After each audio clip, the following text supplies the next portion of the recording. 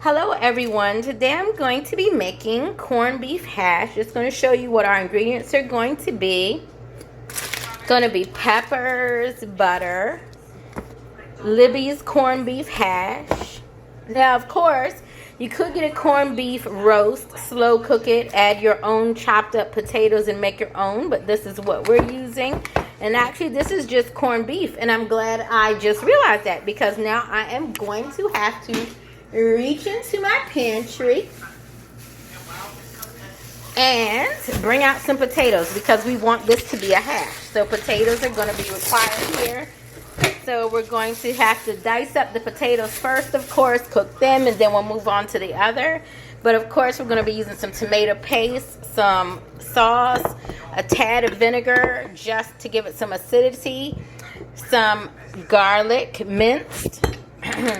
The cheese is going to go on the broccoli, which is going to be a side. But in the corned beef hash itself, we're also going to use the green onion and the white onion. So what I'm going to do now is start chopping up my potatoes, get that going, and then I'll be back. Alright, so I have just put the olive oil in my pan. Going to add just a little bit of salt, not too much. And also just a little black pepper to, make it boil, not boil, crap. Fry a little faster, heat up faster. Whenever you add a solid to a liquid, it does something and makes it just work faster, so we're doing that.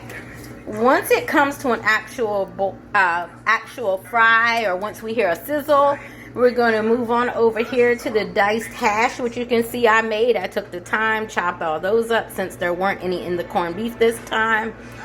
And I'm also going to begin adding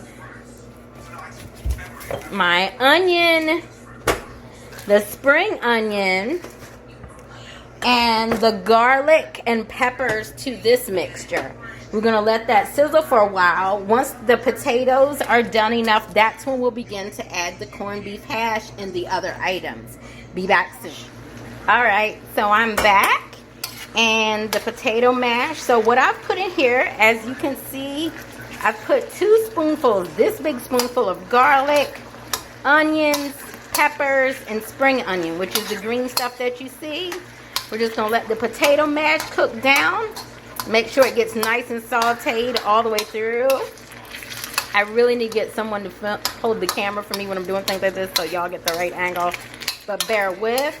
I am very big on flavor and color. So other things that are going to go into this dish are going to be paprika, just a tiny bit of allspice, and black pepper and salt once we add the corned beef itself. But this is cooked with olive oil, not regular heavy cooking oil. This is a very light mixture. And I'm using my wok because I just thought it'd be easier. I know this ain't Chinese, but it's getting cooked in this Chinese wok today. So I'll just come back in a little while. Once this is cooked down, we'll move on to step 2 of adding the corned beef and the acidity using the apple cider vinegar, and we'll go from there. See you soon. Alright, so after dealing with cans that weren't made in the best way possible and finally getting them open, you will see that I've added the corned beef on top of the vegetable mixture. I'm going to take just maybe 3 top small capfuls of apple cider vinegar just to give it a little bit of acidity. You don't want too much. And so now I'm going to begin to stir it. Now I got my potatoes to a point where they were just about done, same with onions, but not too done because we don't want them to turn to putty as they're cooking with the meat.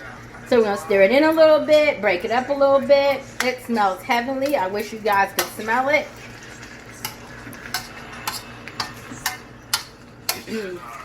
Just mixing everything. I'm going to need my camera person to stand still and stop moving around. Just mixing up everything here. Alright, so if you come in closer, you can see the potatoes mixing with it, which is what creates our corned beef hash. Hash meaning the potatoes that are in it. Otherwise, it's just corned beef with some veggies. You need potatoes if you're making corned beef hash.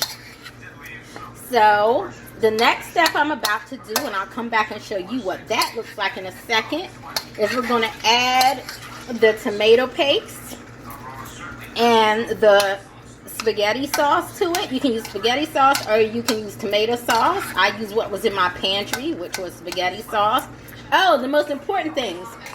I added paprika, a little allspice, salt, and pepper to this mixture. Those are important. Do not forget them. And of course, I showed you the earlier mixture earlier. But this is going to be divine.